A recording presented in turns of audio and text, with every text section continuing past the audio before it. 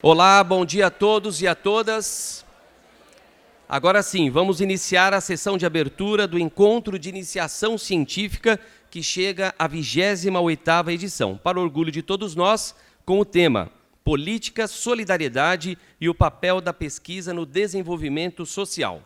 Registramos a presença do vice-reitor, professor Fernando Antônio de Almeida, também da chefe de gabinete da reitoria, professora Mariângela Belfiore, da professora Alexandra Geraldini, que é pró-reitora de graduação, também do professor Márcio Alves da Fonseca, pró-reitor de pós-graduação da PUC São Paulo. Ainda registramos a presença do professor Pedro Aguerre, representando o professor Antônio Carlos Malheiros, pró-reitor de Cultura e Relações Comunitárias da PUC São Paulo, e também da professora Lila Pupo, representando a professora Márcia Flaire, pró-reitora de Planejamento, Desenvolvimento e Gestão da PUC São Paulo. E, é claro, também agradecemos e registramos a presença de professores orientadores de iniciação científica, alunos expositores, gestores das diversas faculdades da PUC São Paulo e também representantes do Comitê Externo do PIBIC-CNPq, do Comitê Institucional da PUC São Paulo, bem como com a presença dos avaliadores dos pôsteres e das comunicações orais dos trabalhos que ocorrerão ainda hoje. Neste encontro de hoje serão apresentadas as pesquisas de iniciação científica desenvolvidas por estudantes de graduação no período de agosto de 2018 a julho de 2019. Iniciamos com uma abertura breve do encontro, para depois, é claro, passarmos para a parte de apresentação propriamente dita, que é a que traz aqui neste momento de muita relevância para a nossa PUC São Paulo. Convidamos para compor a mesa de abertura dos trabalhos, representando a reitora, a professora Maria Amália Anderi, que está em um compromisso institucional fora da universidade, convidamos então o professor Fernando Antônio de Almeida, que é o vice-reitor da PUC São Paulo.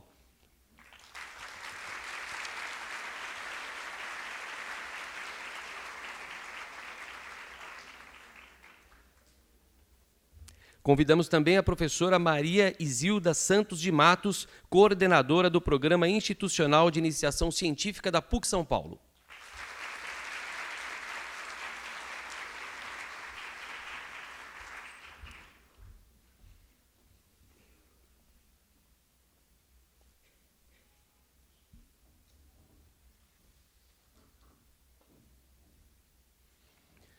Passamos a palavra ao professor Fernando Almeida, vice-reitor da universidade.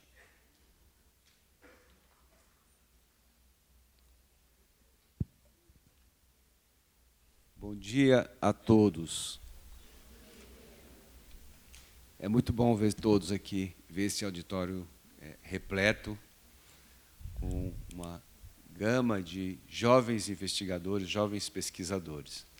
É uma honra poder fazer a abertura deste evento em nome da professora Maria Amália Anderi, que está numa outra atividade institucional, que reúne as universidades católicas do mundo todo.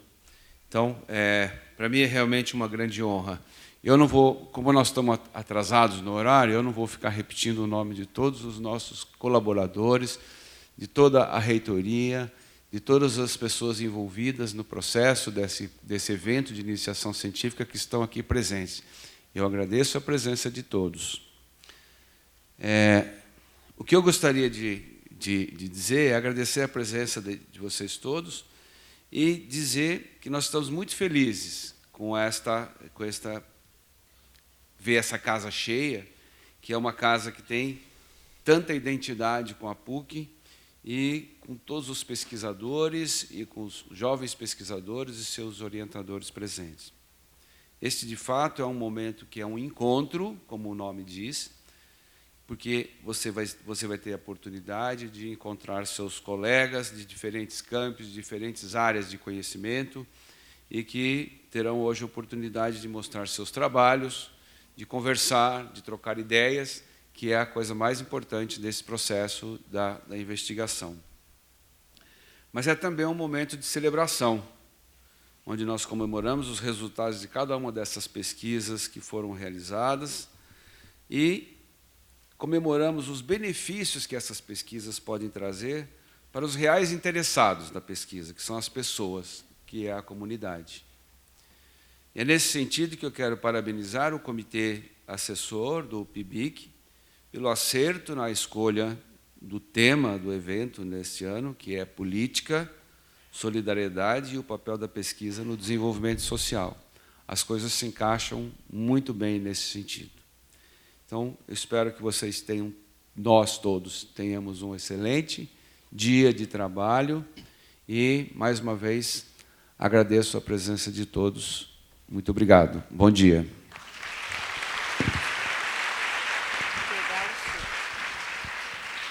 Obrigado, professor Fernando, pelas palavras. Agora passamos a palavra à professora Maria Isilda Santos de Matos, coordenadora do Programa Institucional de Iniciação Científica da PUC São Paulo. Bom dia a todos e a todas. Bom dia, Fernando, com quem eu partilho essa mesa de abertura, não é? Eu também serei breve, na medida em que nós teremos um dia estendido com muitas atividades. A PUC São Paulo mantém esforços constantes para a realização de seus objetivos de excelência na formação, valorizando a pesquisa em todos os níveis, na graduação e no pós-graduação, destinando um papel especial às investigações de iniciação científica por meio da concessão de bolsas. Os encontros anuais do PIBIC, como este aqui, merece destacar-se como uma oportunidade de resgatar as experiências de pesquisa, uma oportunidade para que vários bolsistas e seus orientadores exponham suas investigações, seus árduos trabalhos nesse último ano. Com o título Política, Solidariedade, o papel da pesquisa no desenvolvimento social, esta universidade, a pesquisa nesse país é feita dentro da universidade e, dentro desta universidade, reforça seus compromissos com a sociedade, ao tratar de questões ligadas ao avanço do conhecimento de forma ética, solidária, responsável, buscando contribuições capazes de levar à transformação social. Alguns investigadores foram fazer isso investigando o passado. Outros se mantiveram no presente. Observaram aspectos culturais, sociais, a questão dos direitos, olharam os corpos, as mentes, as sensibilidades e as devoções. Observaram recortes de gênero, geração, sociais e étnicos. Nesse 28º encontro, temos muito a comemorar. A consolidação de um programa que vem contribuindo para o fortalecimento da pesquisa e para a universalização da formação de pesquisadores nas mais diversas áreas do conhecimento. A importância crescente da iniciação científica na formação de profissionais. O profissional que hoje o mercado exige é o profissional que saiba pesquisar. Há centenas de bolsistas cujos resultados os levam a prosseguir na busca pelo conhecimento em mestrados e doutorados, evidenciando a estreita articulação entre a graduação e o pós-graduação. A PUC São Paulo, seus docentes, estudantes e funcionários não têm poupado esforços para solidificar e ampliar o programa institucional de bolsas de iniciação científica. Os resultados apresentados refletem a responsabilidade compartilhada entre docentes, orientadores e seus alunos bolsistas em relação à formação de pesquisadores capazes de amadurecer princípios, instrumentos, metodologias para implementar questionamentos emergentes nas suas áreas de conhecimento, implicando e possibilitando todo o vigor na PUC São Paulo. Parabenizamos a todos os participantes do 28º encontro. estudantes, bolsistas e orientadores, não é? Convidamos a todos a conhecer as 366 investigações, envolvendo 543 alunos e 266 orientadores, que apresentam os resultados na forma de pôsteres e de exposição na sala de aula. Nós teremos 47 sessões de comunicações orais, não é? Esses resultados, esses números, mostram este vigor.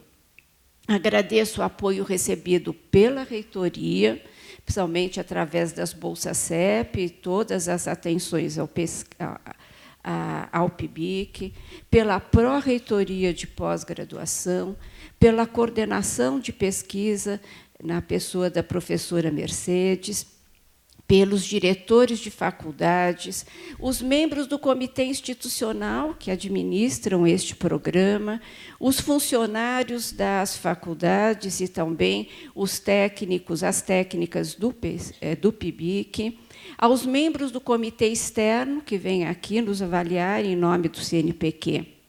E, neste momento, que nós enfrentamos tantas dificuldades com os cortes nas políticas de fomento, com a indicação de fechamento do CNPq, deixo as minhas palavras finais destacando a importância deste programa de iniciação científica, que hoje no Brasil agrega 33 mil bolsistas, e a importância dessa instituição do CNPq no desenvolvimento da pesquisa no país. Obrigada.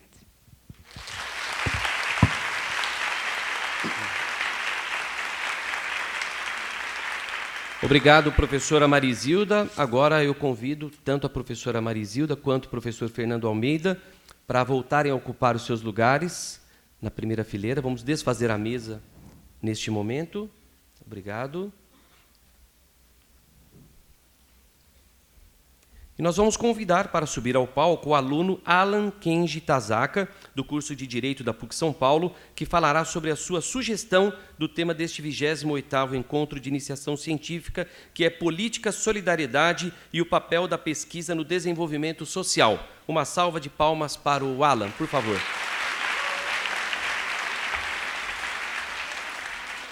Essa foi a sugestão, então, de título para este encontro, que foi selecionada pelo Comitê Institucional do PIBIC. Antes do Alan começar sua fala, aproveito para lhe dar os parabéns e agradecer-lhe, em nome do Comitê do PIBIC, pela feliz sugestão do título. Por favor, Alan. Bem, bom dia a todas e todos aqui presentes. Eu gostaria de dar início a essa breve fala, cumprimentando a reitoria, as alunas e os alunos da PUC e os demais docentes que aqui estão presentes. Agradeço também inicialmente meu professor orientador, o professor Pietro Alarcon, por todo esse auxílio e orientação durante o desenvolvimento do meu projeto. Também agradeço à Fundação São Paulo e à PUC pela Bolsa CEP concedida no âmbito desse programa, que com certeza representa um grande fomento para muitos alunos que aqui se empenharam.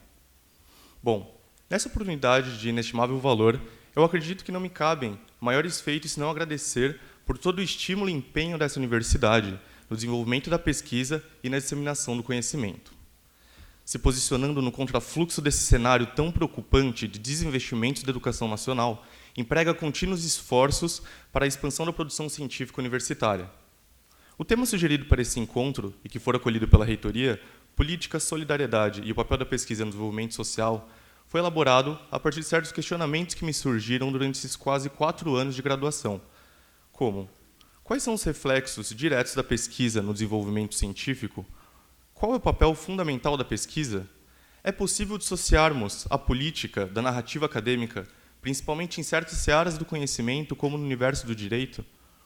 Bom, eu acredito que essas sejam apenas algumas dos principais questionamentos que devem guiar o nosso pensamento no presente encontro. Apesar de entender que para cada um aqui presente, essa relação com a pesquisa se apresente de uma forma única, inconfundível, eu tenho a certeza de que para muitos representa o primeiro passo de uma longa jornada de desenvolvimento científico no aprimoramento do saber. É justamente em razão disso que a relevância de programas como esse não se esgota no evento que hoje realizamos. Desde já, os seus reflexos ultrapassam as barreiras dos campos dessa universidade. Muitas das mais de 360 pesquisas desenvolvidas este ano, com certeza, contribuirão para o desenvolvimento da sociedade nas suas variadas esferas, seja problematizando, explorando questões de extrema relevância ou então abordando pontos que com certeza clamam por atenção na nossa sociedade atual. Hoje, amigas e amigos aqui presentes, eu acredito que podemos nos orgulhar de fazer parte de algo maior, cuja repercussão ficará marcada em nossas trajetórias pessoais. Eu espero que, em meio às infindáveis curvas da vida, não nos esqueçamos nunca da importância da ciência para a contribuição e construção de uma sociedade verdadeiramente democrática e justa. Que não nos esqueçamos também que o conhecimento é um instrumento poderoso e que todos nós, lado a lado, como aqui estamos hoje, devemos seguir caminhando juntos, rumo à construção de um cenário melhor, demarcado pelo respeito mútuo, pela dignidade e pela igualdade. Feitas essas breves considerações, eu reitero meus agradecimentos pela riquíssima oportunidade proporcionada pela PUC, em conjunto com a Fundasp e a coordenadoria do PIBIC, a todos os alunos pesquisadores da Pontifícia, de se desenvolverem academicamente e poderem contribuir efetivamente para a construção de uma realidade melhor. Bom, passadas essas simples palavras que eu escolhi, me resta apenas desejar a todos um excelente encontro. Muito obrigado.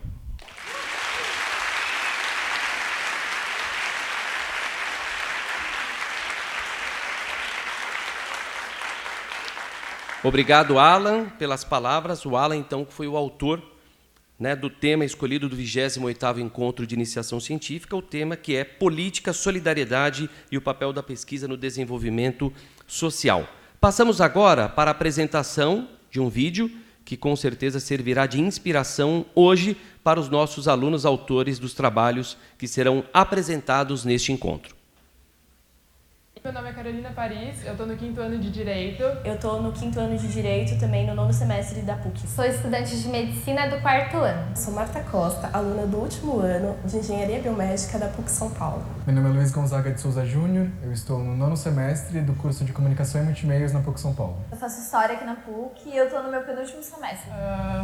Não sei, eu tenho medo de ser clichê, mas eu acho que... Ai, não sei, sério, a PUC é... é porque é minha casa já. Depois da minha mãe biológica, é uma segunda mãe, assim. A PUC, para mim, ela mudou a minha vida, né? Ela conseguiu abrir caminhos que não seriam possíveis se eu não estivesse aqui. É um lugar de tudo, é um lugar de estudo, um lugar de luta, um lugar de pesquisa. A PUC é perfeita pra mim. Não existe outro lugar que eu me sinta tão aberta à discussão quanto a PUC. Logo na primeira semana de aula, a gente teve umas palestras com os alunos que fizeram a iniciação científica e eles apresentaram o projeto da iniciação deles, falaram sobre o processo e como é importante para a graduação. Eu falei, putz, quero fazer mais um trampo, né? Vou ver quem toparia essa loucura comigo. Topei, exatamente. Falam que é também um primeiro passo para quem quer seguir na carreira da pesquisa, para aprofundar mais algum tema que você goste. Tive o desejo de fazer a iniciação científica e conversei com alguns professores aqui da faculdade. Aí foi feita uma entrevista com todos os alunos que tinham interesse e aí eu fui selecionada. Todo aluno de graduação deve fazer uma iniciação científica. Ele vai ver na pesquisa algo que muitas vezes ele não vê lá na graduação. Ele vai muito além disso. Depois que inicia a iniciação científica, a gente tem mais responsabilidade. Eu precisava ir no laboratório 3 vezes por semana, então eu precisei me organizar melhor. Eu adquiri muitos conhecimentos nas ferramentas necessárias para fazer um trabalho científico. No mercado é fundamental. Alunos que estão hoje em Harvard, estão em indústrias farmacêuticas, que saíram daqui desse laboratório e só conseguiram essa posição pela experiência de pesquisa que eles tiveram. Fazer a iniciação científica foi um dos processos mais trabalhosos que eu já tive na minha vida. Esse processo trouxe para mim tanto uma bagagem intelectual quanto uma bagagem de vida. Eu acabei pegando muita ajuda do meu orientador é muito bom com metodologia, porque pesquisa é um negócio muito sério, muito difícil de fazer. Não dá para fazer sozinho. É nítido a diferença entre os alunos que fazem e não fazem iniciação científica. E do ponto de vista do aprendizado, mais importante do que a pesquisa em si é aprender a fazer pesquisa. Então a função da universidade também é essa, é ensinar a pesquisar, ensinar a pensar, e aí a realização é plena. Quando você se depara com uma pesquisa científica, você fala, tá, mas e como que eu vou pesquisar? Qual que é o método que eu vou usar? Qual recorte eu vou dar? Exatamente. Qual que é o sentido de pesquisa que eu quero seguir? Qual que é a interpretação que eu quero usar? Como pesquisar? E isso são coisas que eu não tinha ideia, são coisas que eu aprendi muito. Então eu sinto que, em relação a quem não fez iniciação, eu estou muito à frente nesse quesito de pesquisa, de como se faz uma pesquisa, de como aprofundar num tema, de como não ficar nessa coisa rasa, sabe? E poder aprofundar nos conceitos, e isso foi uma coisa que eu aprendi com a iniciação. Elas se debruçaram sobre a pesquisa de uma forma diferenciada, não só livros, o direito é muito afeiçoado à própria autocitação, né? Então elas foram ao HC, elas foram conversar com quem trabalha na questão de cirurgias de redefinição de sexo. Isso dá outra dimensão sobre a realidade, sobre a importância do direito. Ter um olhar mais crítico, nossa, já enriqueceu e muito a nossa pesquisa. E eu sinto que a minha faculdade ficou outra, porque eu fiz a iniciação científica. Alguns amigos estavam fazendo iniciação científica, então na própria aula eu comecei a acompanhar um pouco desse assunto, ver que existe essa possibilidade. Fiquei sabendo que existe a possibilidade de bolsa para iniciação.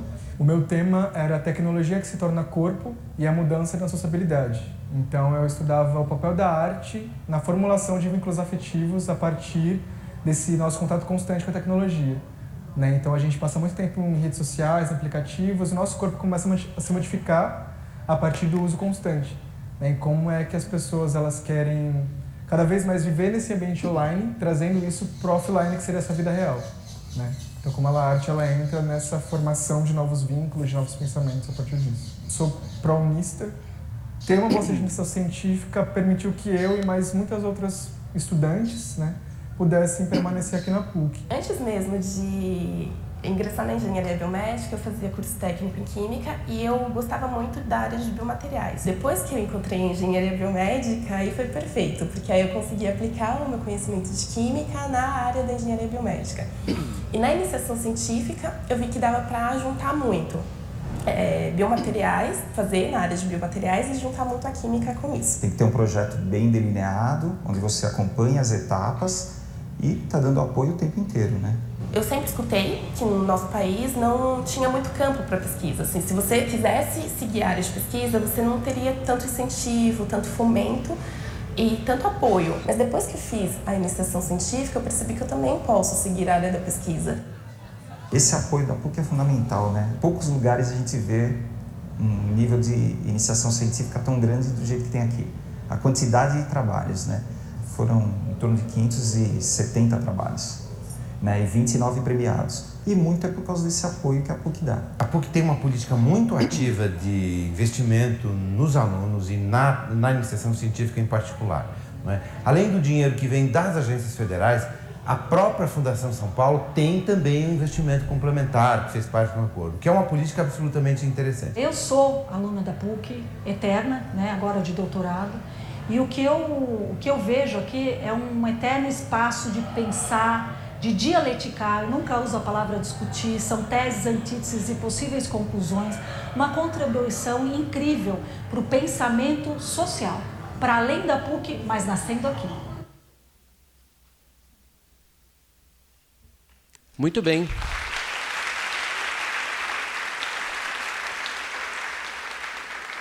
Após o vídeo, passamos então para a parte final do nosso evento aqui no Tuca.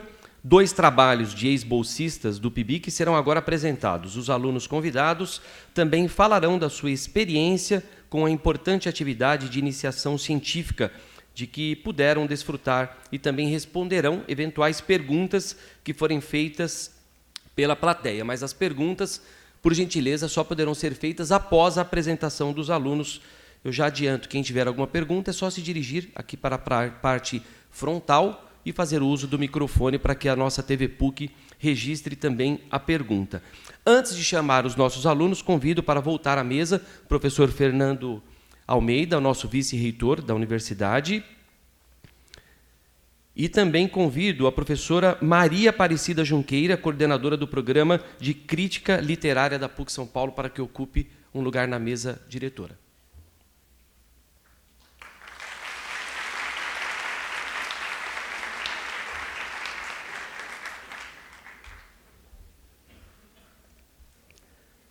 Com orgulho, chamamos agora, então, os nossos alunos, né? Ao palco, convocamos Dario Mendes Júnior, do curso de Medicina, que teve o seguinte tema de pesquisa: papel das células-tronco no reparo de lesões.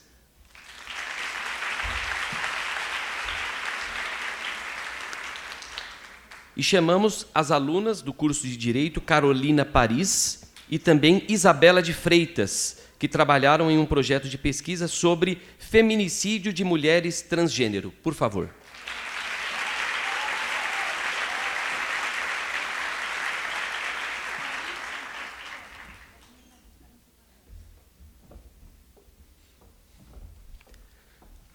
O professor Fernando Almeida e a professora Maria Aparecida Junqueira farão a mediação com os alunos.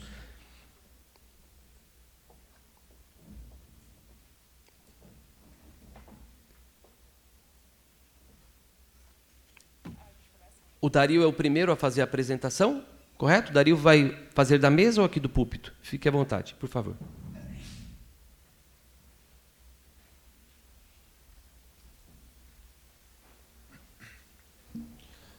Bom dia a todos, meu nome é Dario. Eu gostaria de agradecer o convite que me fizeram para apresentar uma das minhas iniciações científicas nesse encontro de IC. E a iniciação científica que eu resolvi apresentar aqui no dia de hoje se intitula Dispositivo Bilaminar de Poliácido Vinílico, PVA, e gelatina, cultivado com células-tronco mesenquimais derivadas de tecido adiposo humano como substituto cutâneo. Esse trabalho foi orientado pela professora doutora Eliana Dueck. Inicialmente, eu vou começar definindo queimaduras. Queimaduras podem ser definidas como uma transferência de grande quantidade de energia térmica de uma fonte de calor para o organismo vivo. Elas podem ser classificadas em 3 categorias, sendo queimadura de primeiro grau, aquela que acomete a epiderme e a derme superficial, queimadura de segundo grau, que acomete a epiderme e a derme como um todo, e queimadura de terceiro grau, que acomete epiderme, derme, tecido subcutâneo, eventualmente podendo acometer musculaturas, tendões, ossos, entre outros tecidos. No Brasil, uma das principais causas de acidentes que levam a extensas lesões de peles que necessitam de tratamento médico invasivo, caro e prolongado são as queimaduras. E diante desse panorama, a engenharia tecidual vem pesquisando vários materiais que podem ser utilizados como substituto cutâneo nesse tratamento e que também possam estimular a regeneração cutânea. Nesse trabalho, nós utilizamos o hidrogel de PVA em forma de membrana, porque ele apresenta muitas características essenciais para um bom substituto cutâneo. Ele é um material transparente, o que possibilita visualizar a lesão de pele sem a necessidade de troca de curativo, e é um material resistente, o que protege também a lesão de pele contra agentes agressores externos. Além de ser um material poroso, o que facilita a troca gasosa e retenção de água, que são essenciais para o estímulo da regeneração cutânea. Por esse material reter água, ele também facilita o crescimento de micro-organismos, principalmente fungos. Então, para isso, nós associamos esse material com nanopartículas de prata. Junto à membrana de PVA, nós associamos também o arcabouço de gelatina, que por ser um material pouco imunogênico, ele pode ficar em contato direto com a lesão de pele. Além do que, a gelatina é um material muito mais poroso que a membrana de PVA, o que facilita ainda mais a troca gasosa, a retenção de água, a migração de células fibroblásticas para o local da lesão e a angiogênese, que são os fatores essenciais para uma boa regeneração tecidual. O problema do arcabouço de gelatina é que é um material que resseca facilmente. Então, para isso, nós acrescentamos o ácido hialurônico, que é uma substância que manteria a gelatina hidratada por mais tempo. Além do que, já é conhecido que o ácido hialurônico possui propriedades antifibróticas, o que reduziria a produção de fibrose no local da lesão e diminuiria a região de cicatriz. Além disso, nós associamos ao dispositivo bilaminar as células-tronco, que são células capazes de produzir substâncias anti-inflamatórias, imunorregulatórias e antifibróticas. Isso causaria um processo inflamatório menos intenso na região da lesão de pele e diminuiria a produção de fibrose no local, ou seja, estimularia mais a regeneração tecidual do que a produção de fibrose. O objetivo do meu trabalho foi analisar a morfologia do dispositivo bilaminar, a sua citocompatibilidade em relação às células-tronco e os seus efeitos quando colocado sobre uma lesão de pele de espessura total simulando uma queimadura de 3º grau, realizado em dorso de ratos Wistar. Para isso, esse trabalho foi dividido em 3 etapas. A primeira etapa foi a análise da morfologia do material. A segunda etapa foi o estudo in vitro, que consistiu em obtenção das células-tronco, caracterização das mesmas e o estudo da citocompatibilidade do dispositivo em relação às células-tronco. E, por último, o estudo in vivo, que consistiu na utilização do modelo animal, ou seja, ratos Wistar, onde nós realizamos uma lesão de pele de espessura total, simulando queimaduras de 3º grau no seu dorso, dividimos esses animais em 4 grupos, o grupo controle, que seria somente a lesão de pele, o grupo somente com a membrana de PVA, o grupo com a membrana de PVA e o arcabouço de gelatina, e o grupo com a membrana de PVA, o arcabouço de gelatina e as células-tronco. Após 14 e 28 dias, os ratos foram sacrificados e as lesões de pele foram coletadas para análise tanto quantitativa quanto qualitativa. Em relação aos resultados, no estudo da morfologia do material, feita por microscopia, nós obtivemos 2 imagens. Uma da membrana de PVA, que seria a da direita, e vocês podem observar que é um material bem poroso, como eu disse, facilitando a troca gasosa e a retenção de água, quanto uma imagem do arcabouço de gelatina, que vocês também podem ver que é um material bem poroso, com poros interligados, apresentando grandes regiões de vazio. Isso facilita ainda mais a troca gasosa, a retenção de água, a migração e a aderência das células fibroblásticas no local da lesão de pele, além da formação de vasos sanguíneos. Como eu disse, que são essenciais para a regeneração tecidual. Em relação ao estudo in vitro, nós obtivemos as células-tronco a partir de tecido adiposo humano descartado de procedimento de lipoaspiração. E para fazer o estudo de caracterização dessas células, nós isolamos as células e cultivamos em 3 meios de cultura, um não indutor, um adipogênico e um osteogênico. As células que ficaram no meio não indutor foram coradas com 2 corantes, o Oil Red e o Alizarin Red. O Oil Red é um corante que cora ácido graxo, muito comum em células em adipócitos jovens. E o Alizarin Red é um corante que cora cálcio, muito presente na matriz óssea. E vocês podem ver pelos 2 quadrados de cima, que são representações das células cultivadas em meio não indutor, ou que essas células isoladas não se diferenciaram nem em adipócitos jovens e nem em osteoblastos. Por isso que o corante acabou não pegando nesses 2 grupos de cima. Já nos grupos de baixo, o da direita, nós temos as células que foram cultivadas em meio adipogênico. Esse meio estimulou as células a se diferenciarem em adipócitos jovens, produzirem ácido graxo, consequentemente o corante acabou se destacando.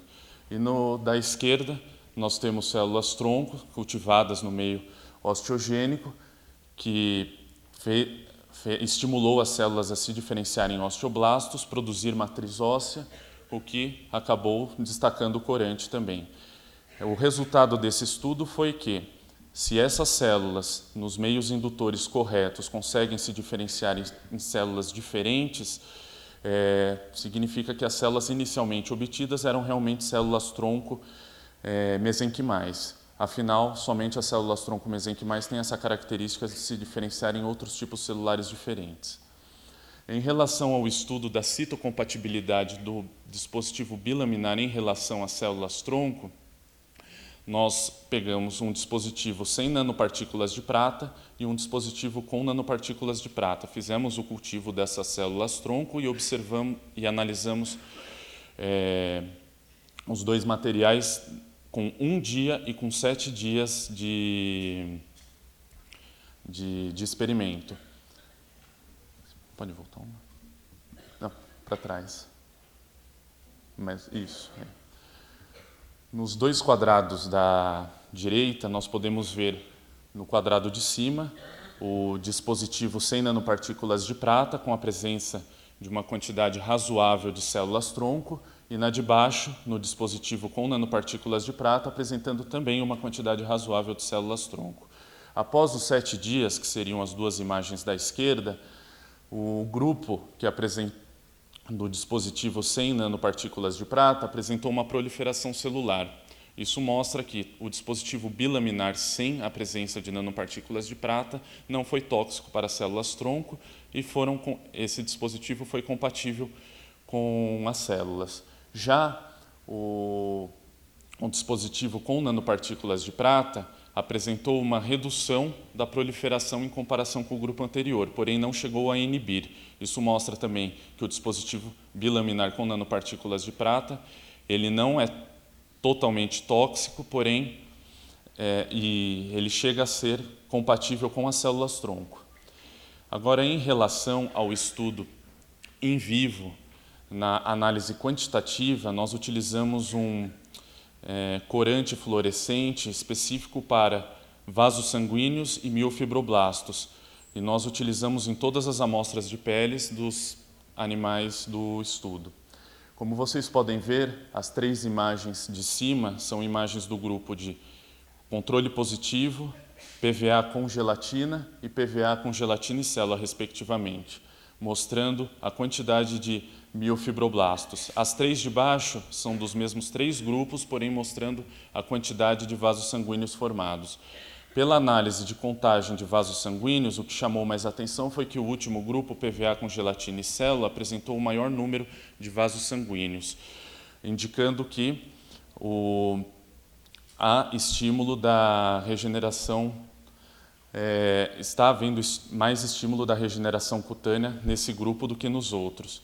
Já na contagem de miofibroblastos, esse mesmo grupo, PVA com gelatina e célula, apresentou a menor quantidade de miofibroblastos, mostrando que houve menor produção de fibrose no local.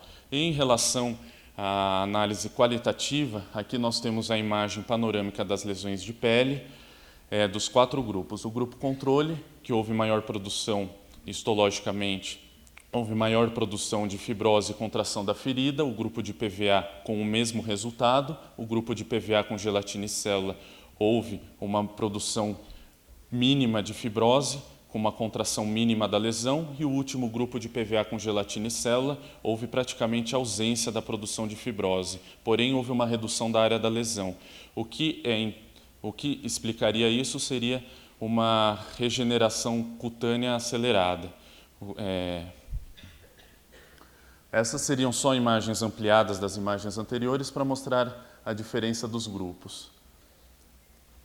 Pode passar. E como conclusão, o meu trabalho verificou que o dispositivo bilaminar, como dito, é um dispositivo poroso que facilitaria, como disse, trocas gasosas, retenção de água, migração de fibroblastos, formação de vasos sanguíneos. O material é citocompatível com as células-tronco. As células-tronco conseguiram se aderir e proliferar no material, e, além de reduzir a quantidade de fibrose. E o que chamou mais atenção no estudo em vivo foi que o grupo com PVA, gelatina e célula apresentou praticamente ausência de fibrose, além de apresentar uma redução da área da lesão, provavelmente por regeneração cutânea. É isso. Eu gostaria de agradecer só o grupo que me ajudou, o grupo do Laboratório de Biomateriais da PUC que me ajudou nesse trabalho, e todas as instituições que, de uma forma ou de outra, nos ajudaram nessa pesquisa. Obrigado.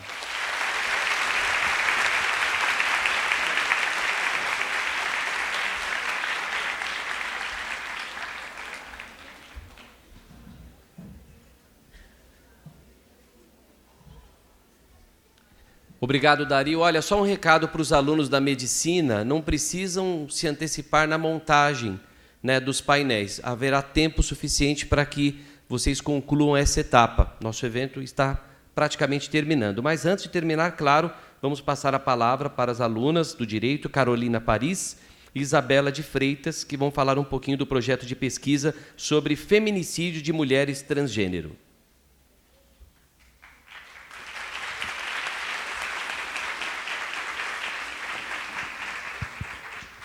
Oi, gente, bom dia, tudo bem?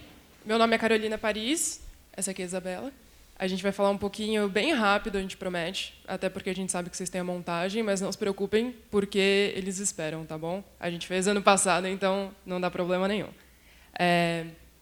Para começar, tem 3 conceitos que a gente precisa deixar bem claro antes da gente poder adentrar no estudo. O primeiro deles é o sexo. O sexo é definido pelo órgão sexual que a pessoa nasce, tá bom? Então, pelo conjunto de cromossomos que alguém nasce. Pode ser XX, XY, às vezes XXY. Eu não vou me meter a falar muito mais, porque eu estou com o reitor de medicina aqui do meu lado. Então, mas é importante deixar bem claro que o sexo é algo determinado, entre aspas, do momento que a gente nasce. E a gente tem a sexualidade. É importante falar que não é legal a gente falar em opção sexual ou orientação sexual, porque os dois são um verbo. E o que é o verbo, senão uma ação? A ação depende de uma conduta volitiva. Então, o indivíduo tem que pensar e fazer esse verbo. Não é uma característica, algo inerente ao ser humano. Então, por exemplo, a Carol vai correr. É uma ação. Agora, a Carol é alta, eu não tenho nenhuma escolha em ser alta ou não. É a mesma coisa para a sexualidade. Então, é necessário a gente falar sendo uma característica, tá bom? Não opção sexual ou orientação sexual, que bem ou mal dão na mesma. E o gênero, que é justamente onde a gente começa o nosso trabalho. As pessoas que se identificam com o sexo que elas nascem são pessoas cisgênero, como eu e a Isa. É interessante falar porque surgiu uma pergunta antes da gente começar, porque a afeição a esse tema. A gente queria falar do feminicídio, mas a gente pensou, como a gente pode ir além do feminicídio? Então, não é porque a gente não se identifica como trans que a gente não tem que dar visibilidade a esse movimento, mas porque ele é negado diversas e diversas vezes, pode passar, por favor, como a gente vai mostrar aqui. Por que a gente precisa de uma lei específica para gênero? Um homem que morre na rua não é a mesma coisa que uma mulher que morre em razão do sexo dela. Então, é por isso que veio a lei do feminicídio, em 2015, para dizer justamente isso. É uma qualificadora do crime de homicídio, que a pena era de 6 a 20 anos, e agora passa a ter uma pena mínima de 12 anos, o que significa que o regime inicial é fechado. Então, quem comete esse crime vai para a cadeia, por matar uma mulher em razão do gênero dela, em razão da condição de ser mulher, ou do papel social atribuído a esse gênero. Então, não precisa ser necessariamente alguém com sexo feminino. Pode ser alguém que se identifique como mulher, não que tenha nascido com uma vagina, por exemplo. Aqui a gente tem o gráfico. Importante falar só que os dados são de 2017, porque foi o ano que a gente desenvolveu a pesquisa.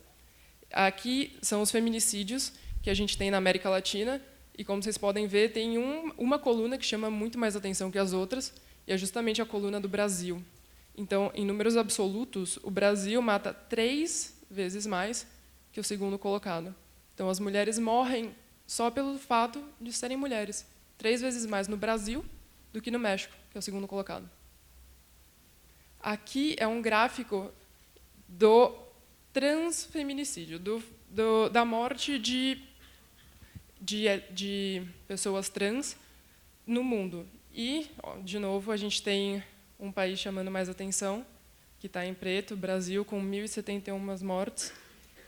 De novo, 3 vezes mais do que o segundo colocado, que é o México, e mais do que os países que têm pena de morte para ser homossexual. A gente não tem pena de morte porque não é um crime e a gente continua matando mais pessoas trans só por matarem, só pela indiferença. Pode passar, por favor. Obrigada. E aqui, gente, é o gráfico do feminicídio nas mulheres trans no Brasil.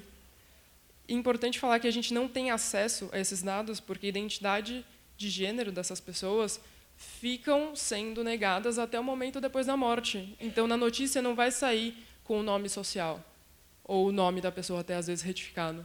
Sai como, por exemplo, João, ao invés de Maria. Então, não é qualificado como primeiro feminicídio, muito menos como transfeminicídio, é qualificado como homicídio. E, como a gente viu, muda bastante, porque a pena base do homicídio já começa com 6 anos, enquanto no feminicídio é 12, é o dobro. Então, é um absurdo, gente, o que a gente vive no Brasil, e nenhuma mulher trans passa dos 36 anos, como vocês estão vendo aqui. A média de idade para as mulheres trans é 36 anos. Isso é coisa da idade média, enquanto a expectativa de vida é 73 para as pessoas cis. Oi, gente, bom dia. Meu nome é Isabela. E pode passar, por favor? Eu vou falar agora rapidamente sobre a metodologia que a gente utilizou para fazer a pesquisa. Em primeiro lugar, é importante destacar que nós utilizamos, para elaborar os conceitos que a Carolina falou, conhecimento de outras áreas que não só a do direito. Então, nós fizemos pesquisas no âmbito da psicologia, da medicina e até da antropologia.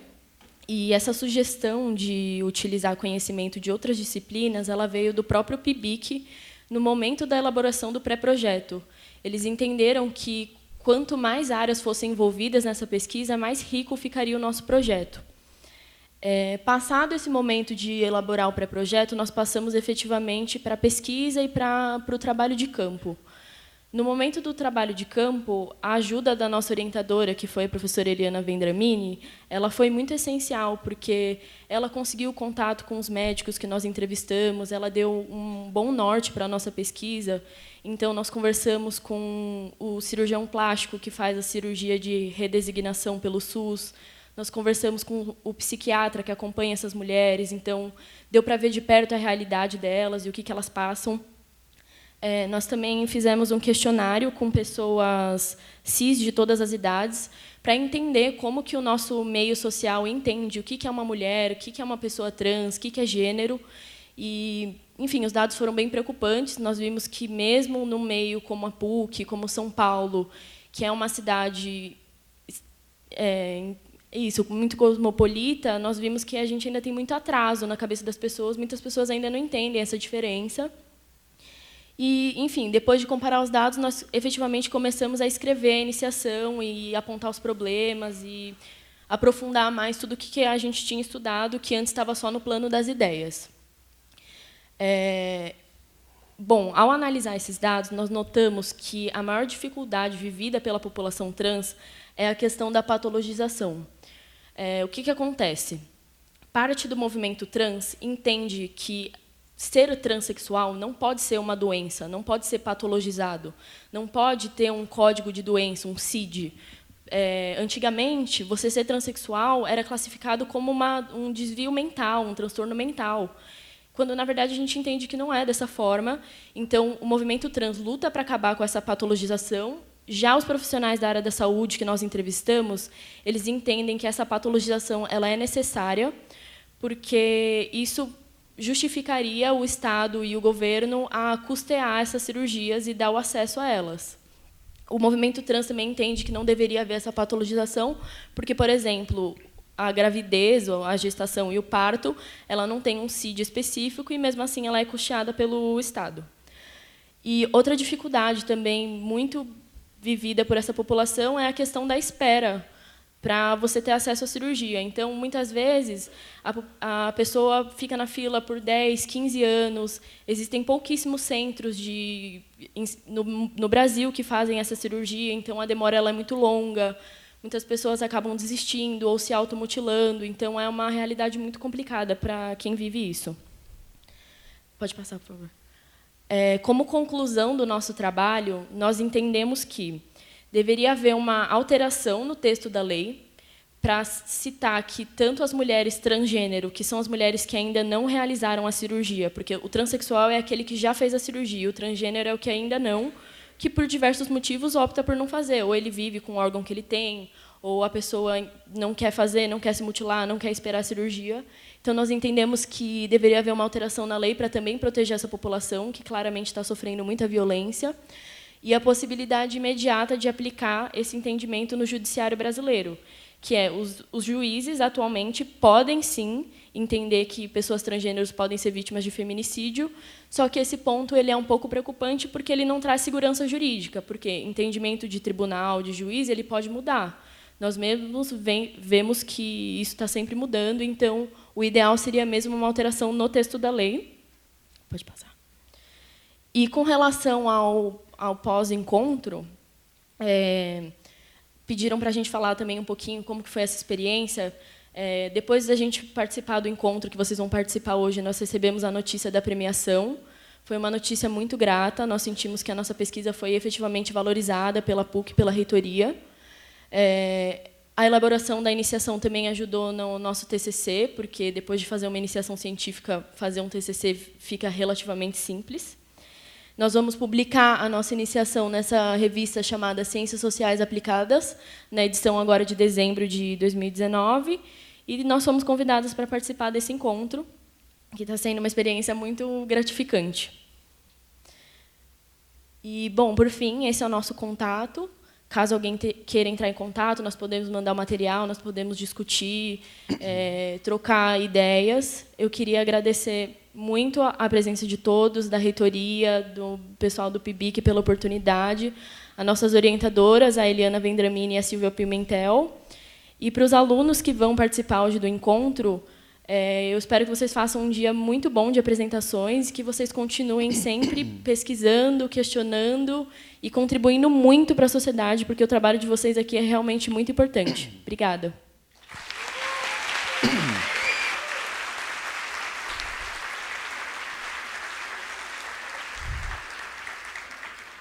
Muito obrigado, Isabela e Carolina. Professor Fernando?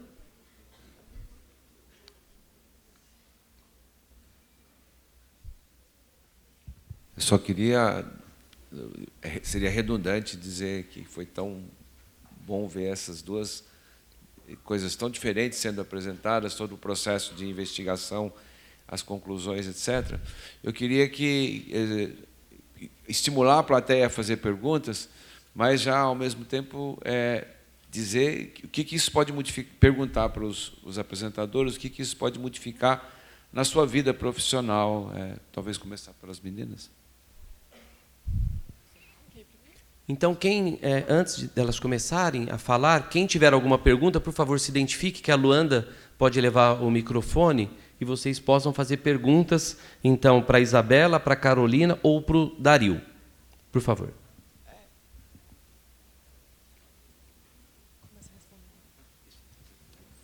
Olá, bom dia. Meu nome é Felipe Alexandre, eu sou aluno do 5º ano aqui de Medicina. Queria parabenizar as meninas pelo tema.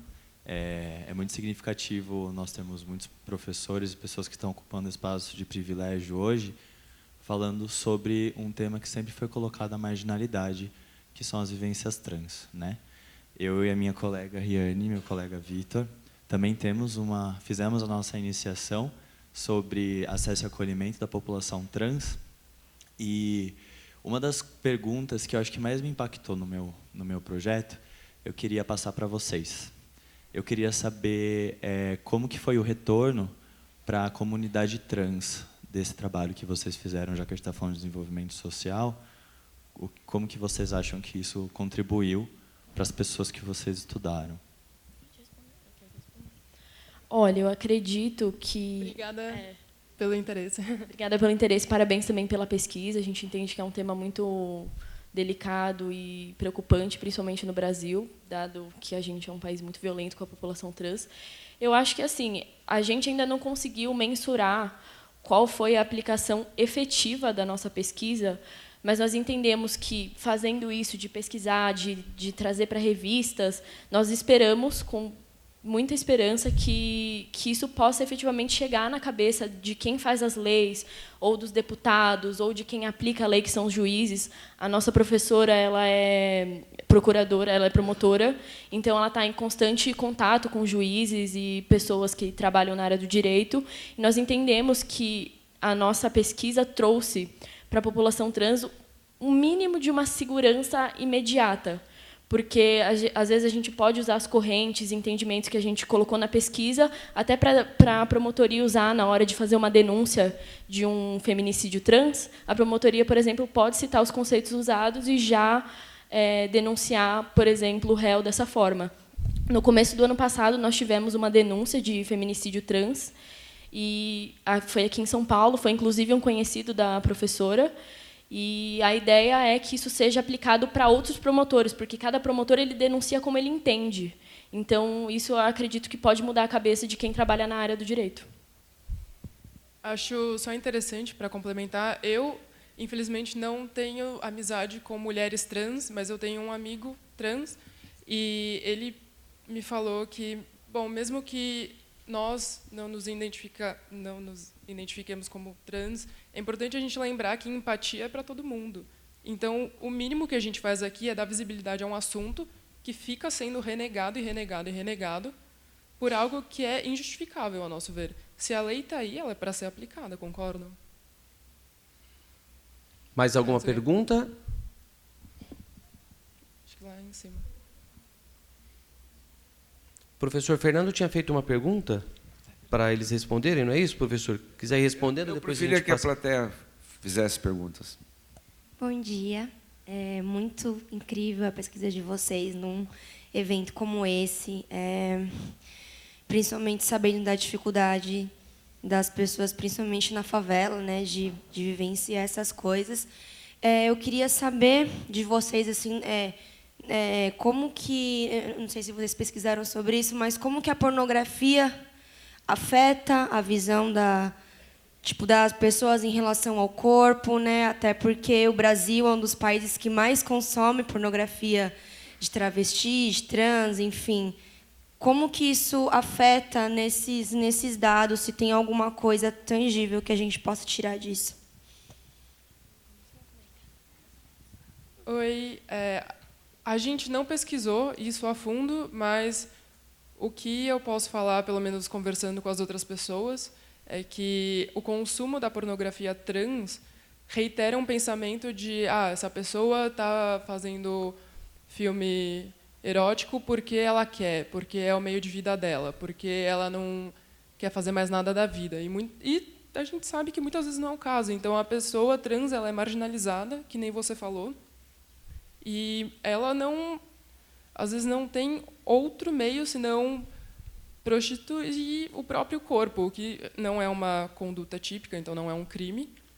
Então ela é plenamente capaz, ela pode fazer isso, mas a gente fica com uma ideia de que trans não precisa de visibilidade ou não é gente só porque ela faz algo que seja imoral, talvez, socialmente visto. Então, pelo menos com as pessoas que eu conversei, normalmente pessoas mais velhas, que têm um pensamento um pouco menos desconstruído, eu diria, menos aberto, realmente fica vendo a população trans como um objeto, não como um ser de direitos. E eu acho também que isso é até um tema curioso. Nós realmente não pesquisamos nada, porque a gente achou que talvez fosse sair muito do escopo, mas esse questionamento, né, de como que o Brasil é o país que mais mata trans, mas, ao mesmo tempo, é o que consome em grande escala esse tipo de pornografia, é curioso. Acho que é até uma pesquisa interessante no âmbito das ciências sociais, de entender por que o brasileiro tem isso. É curiosidade, é efetivamente, que nem falou, marginalizar, ver como um objeto. É realmente curioso esse tema.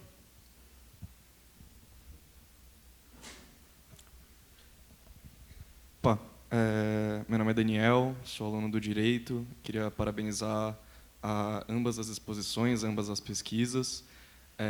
Infelizmente fica meio repetitivo, mas minha pergunta também é para as pesquisadoras do Direito. Enfim, reiterando também o parabéns até pela preocupação social, pela dedicação, pelo olhar crítico. Mas a título de debate, eu só queria lançar, né, a gente tem 1.600 tipificações penais no Brasil, acho que tem 1.600 ações criminalizadas diferentes no Brasil. 5 delas respondem por quase que toda a nossa população carcerária, que são quase 800 mil ou mais de 800 mil presos no Brasil atualmente. 50% deles por questões relacionadas a tráfico ou propriedade, né, roubo ou furto, a maior parte dos casos. Então, a gente tem uma questão crônica de seletividade penal que, majoritariamente, vai direcionada contra a população negra, pobre, periférica do Brasil. E, então, a pergunta é um pouco nesse sentido, né, de até que ponto, se na pesquisa de vocês conseguiram vislumbrar, até que ponto mais uma tipificação penal, e não falando contra ela, mas até que ponto ela foi eficiente. Até que ponto chegar no crime 1601 foi uma proteção específica para a população trans, né? Se tem tido efetividade, se mesmo antes da população trans, a população feminina, no geral, cis, ela foi mais protegida pela lei do feminicídio ou não? Não falando contra essa criminalização, mas perguntando qual o limite. Será que mais uma criminalização? Será que não há ações para além do campo normativo que poderiam ser interessantes em face desse problema crônico de criminalização da população negra periférica, majoritariamente por questões relacionadas à propriedade, especificamente tráfico e furto e roubo? Enfim, só lançar a problemática. Obrigada pela sua pergunta e também pelas suas considerações. Eu acho que, assim, com relação a isso do tráfico, da guerra às drogas, da seletividade mesmo dos tipos penais, e eu concordo completamente com você, né? Eu estou falando isso, a minha opinião, como Isabela. Eu acho realmente que o tráfico, o combate ao tráfico, ele é utilizado como pretexto para encarcerar em massa a população negra e periférica, com certeza, eu não tenho dúvidas disso. Até porque nós vemos muitos casos de pessoas famosas, até políticos envolvidos com escândalos de droga e nada é feito. Mas com relação a isso de mais uma tipificação, da proteção das mulheres e também das mulheres trans, a gente entende que elas, tanto a Lei Maria da Penha, né, que é a lei da violência, quanto a lei do feminicídio, elas são muito importantes porque elas trouxeram o debate tanto para as pessoas que não são da área do direito. Então, começou a se falar em feminicídio, o que é feminicídio? Antes ninguém sabia, antes não era falado, os dados não eram tão expostos. E eu acredito que, em relação a crimes crimes hediondos, né, porque o homicídio qualificado é um crime hediondo, até a professora, que é promotora, pode falar com mais propriedade, mas eu entendo que a promotoria nunca deixaria de denunciar alguém nesse caso, se tiver provas, enfim, todos os requisitos do direito penal. Eu acredito que isso, sim, ajuda na hora de fazer a denúncia. Então, ter uma pena mais agressiva, mais grave também, eu não sei se isso chega a inibir o réu que vai cometer a ação, mas isso ajuda muito depois, na área do legal, na hora de conseguir a condenação. Então, eu vejo a lei do feminicídio como muito importante para a população feminina e para a população trans. Nós que estamos defendendo essa aplicabilidade, não é algo pacificado no judiciário. Então, eu acredito que pode também ajudar na proteção, ajudar na condenação de crimes por essa razão, mas, infelizmente, não é algo que a gente possa falar está sendo efetivo, porque nós não temos alcance do quanto isso está sendo aplicado atualmente. Eu acho interessante falar também, Carolina, eu adoro penal, sempre foi minha matéria favorita, e eu sinto que eu tenho uma mão um pouco pesada quando a matéria é penal. Mas é que nem a Isa falou, quando a pessoa olha uma pena mínima de 6 anos e uma pena mínima de 12, no mínimo você vai parar para pensar, putz, é o dobro do tempo. Então, para nós do direito, a gente começa a contar a partir de 12, o que é muito tempo. E outra coisa, quando faz uma lei específica voltada para um grupo, a gente dá nome ao problema que esse grupo está vivendo. Então, Maria da Penha, violência no âmbito doméstico, perpetrada contra a razão do gênero feminino. E, normalmente, as mulheres que morrem do feminicídio, 90%, 80% é do final da Maria da Penha. Então, ela está em casa, ela apanha tanto que ela morre. Então, não é a mesma coisa que um cara que está andando na rua, vão tentar assaltá-lo e disparam contra ele. Ele não morreu em razão do gênero dele. Ele morreu por uma fatalidade, claro, mas ele não está em uma situação, eu diria, subsumida a outra. Exatamente. Vamos para a última Obrigada. pergunta. Bom dia. Bom dia. Meu nome é Lucília, eu sou do 3º ano de enfermagem da PUC Sorocaba. Aqui estão as alunas também de enfermagem. De antemão, eu quero parabenizar o Dario pelo trabalho, um excelente trabalho. E, na verdade, a gente tem 2 questões. Que a enfermeira ela trabalha muito com a questão de feridas. E nós queríamos saber qual que é a efetividade desse tratamento para lesão por pressão e para o pé diabético. Bom, esse material, é claro, ainda não foi testado em seres humanos. Porém, como a lesão que nós realizamos no dorso dos ratos é o equivalente a uma queimadura de 3º grau, que também pode ser equivalente a uma úlcera de pressão ou uma lesão de um pé diabético, eu acredito que teria resultados muito semelhantes. E como no meu trabalho, esse dispositivo associado às células-tronco mostrou uma regeneração tecidual mais acelerada do que até por meios naturais de cicatrização da pele, eu acredito que esse dispositivo, futuramente, quando utilizado em seres humanos, pode facilitar até a questão do curativo e estimular a própria regeneração tecidual nesses casos, até porque úlceras de pressão e pés diabéticos são lesões de pele que têm até uma certa dificuldade de naturalmente se cicatrizarem, né? Talvez esse material, por ter todas as células-tronco, por ter o ácido hialurônico, entre outras substâncias que estimulam a regeneração tecidual, talvez até facilite. E, como eu disse, talvez futuramente podemos até passar de um tratamento médico invasivo, cirurgias repetitivas na tentativa de fechar essas lesões com retalhos, enxertos de pele, para um tratamento menos invasivo e até mais barato, que seria a troca de curativo com células e fármacos que estimulem a regeneração cutânea.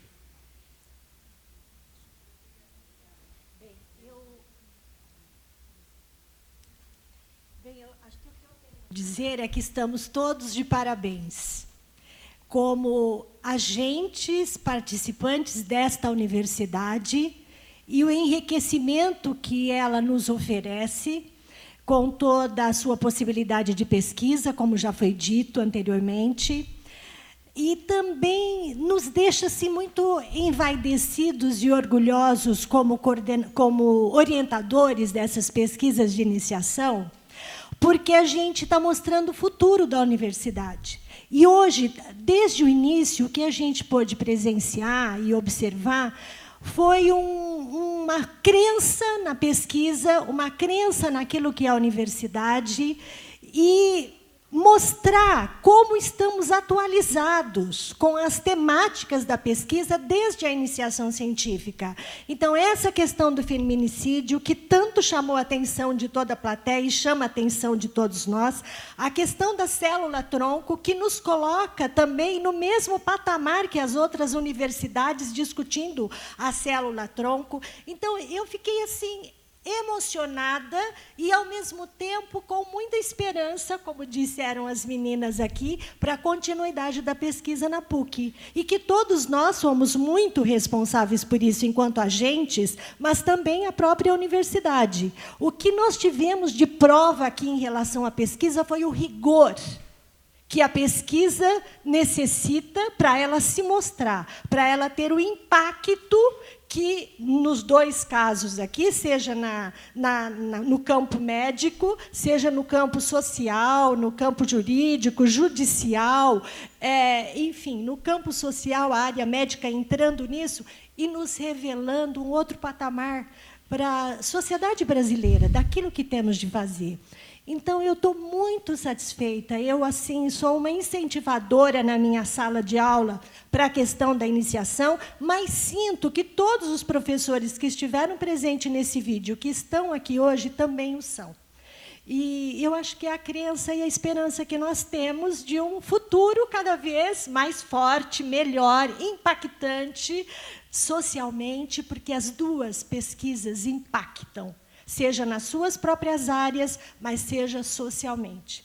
Então, eu quero parabenizar novamente a todos. E esses meninos, né, como mostram mesmo de ser esse futuro nosso. Muito obrigada.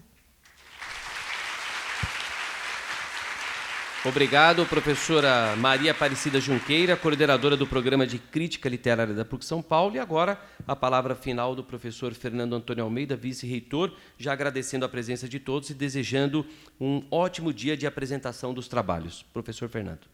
Então, vamos dar sequência aos trabalhos na apresentação dos pôsteres. E eu queria, então, desejar um ótimo dia de trabalho para todos e chamar a atenção para uma última coisa nessa que nós vimos aqui. Então, a pesquisa da Carolina e da Isabela já foi aceita para uma publicação no jornal, numa revista de um periódico importante. A pesquisa que o Dario fez também está submetida à publicação num periódico importante. E eu quero chamar a atenção para que esses trabalhos, feitos com tanto rigor científico, com tanto cuidado, passem a veicular isso fora da universidade, através de publicações nesses periódicos reconhecidos, de tal forma a dar a visibilidade científica que eles precisam ter. Então, um bom trabalho a todos e pensem nisso como uma meta da iniciação científica também. Um abraço a todos.